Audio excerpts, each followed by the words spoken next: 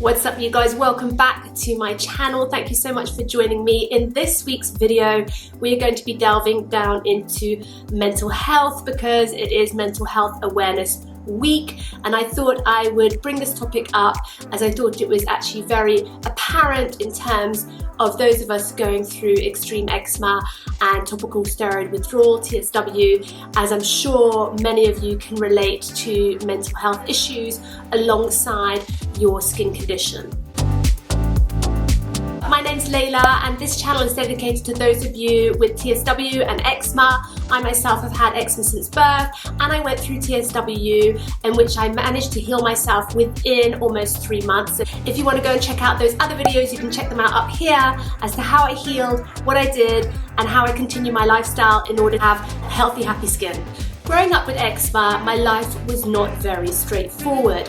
I definitely had a lot of confidence issues about my physical appearance.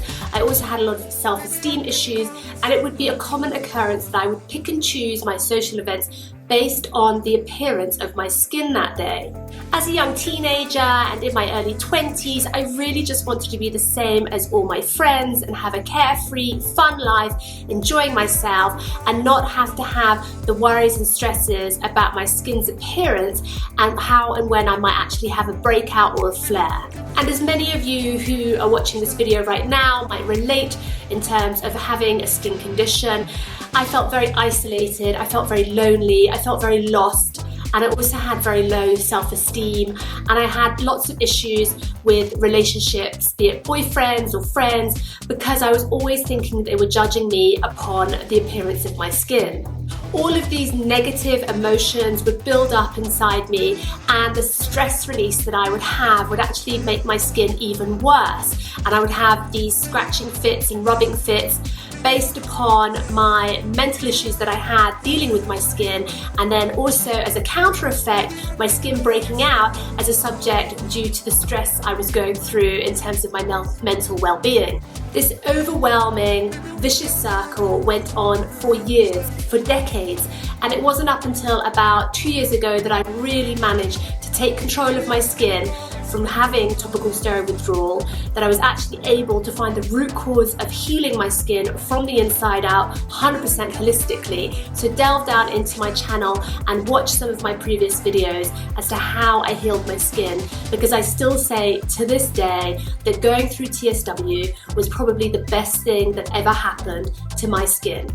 But not only was it the best thing that happened to my skin, it was the best thing that happened to my health, the best thing that happened to my mental health and my confidence, and everything has now finally come together whereby I can accept the person that I am, understand what my triggers are, understand what causes me to have an outbreak of eczema, what caused me to go into topical steroid withdrawal in the first place, and being able to understand my root cause, and finally at peace with myself and my well-being. So in this video today, I'm just going to come up with 5 steps in which I really helped improve my mental health with regards to my eczema, my TSW, my self-confidence, and my self-esteem. But as always, you guys, before we get started, I would so appreciate it if you could go ahead and hit that subscribe button, give me a thumbs up for this video. If you find it of value, please leave me your comments down below. I'd love to know what condition your mental health is alongside your skin condition, how you think you can help improve it, what you do to elevate your mood, and so that we can all share on this forum together. So step 1 is putting pen to paper. And now this might seem very basic, but really allowing yourself to write down all your emotions and how you're feeling that day, and to keep a regular journal. This is super important. I never wrote a diary when I was younger, and I certainly never had any time when I had my small children, but now I do allow myself 5 minutes of every day before I go to bed just to write down how my day is going, how I'm feeling, so that I can really have that as an opportunity to release some of my emotions and put pen to paper.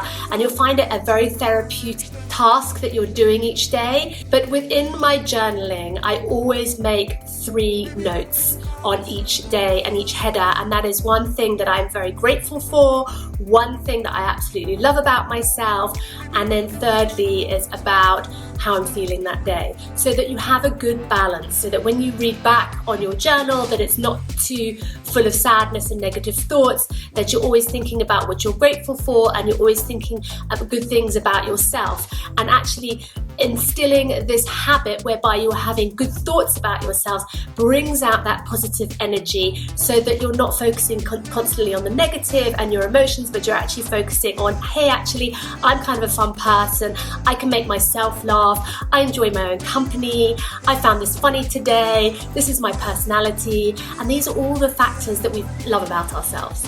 Step 2 is videoing or vlogging, or simply talking to a friend, but also having that verbal communication.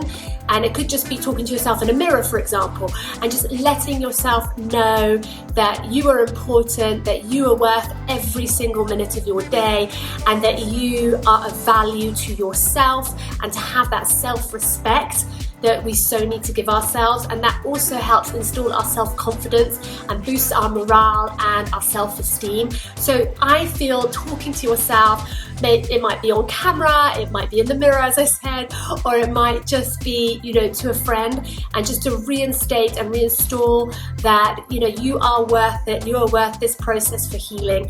You will overcome your skin condition, and you will move forward, and your mental health is much to be improved, because we need to keep that serotonin pumping in order for our health and well-being to all work connectively together.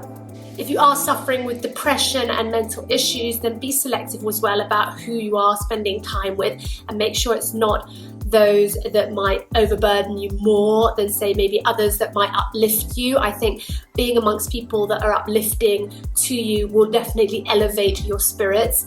Not to say that you should cast away all of your best friends that are also having tough times with their mental health, but just to have an equal balance in terms of who you're talking to and who you're spending your social time with. I think this is really quite poignant in this day and age at the moment, with all of our pandemics and our lockdowns, that we're not socializing as much. And I'm really reaching out to the younger generation that are in their teens and 20s, because this is kind of like the time whereby normally you would be socializing a lot, going out a lot, being with your friends a lot. And my heart goes out to you guys so much. I mean, it goes out to everybody, but particularly you guys, because this is the time of life whereby you would be out and about a lot more socializing. So really think about who you want to spend your time with online, who you want to watch on YouTube, for example, what is going to elevate your mood, and make yourself almost a strategy that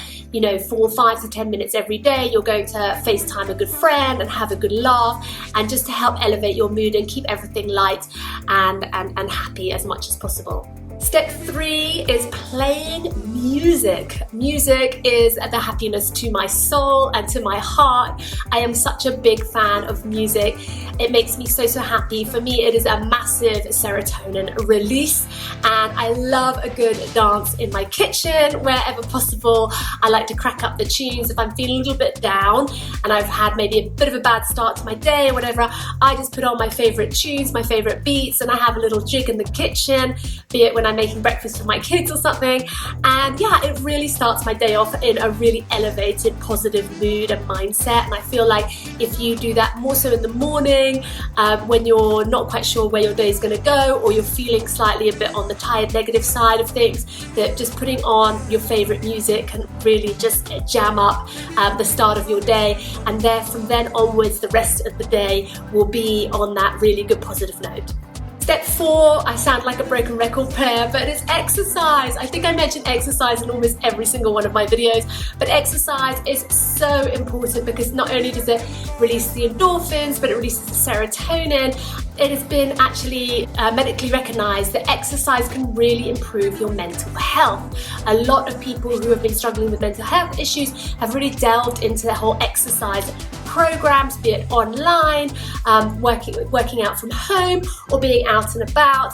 I try and set at least half an hour to an hour of exercise every single day, and it might be just low impact exercise, just walking my kids to school and back twice a day or whatever it might be, or going to do a yoga class, or working out up on my balcony.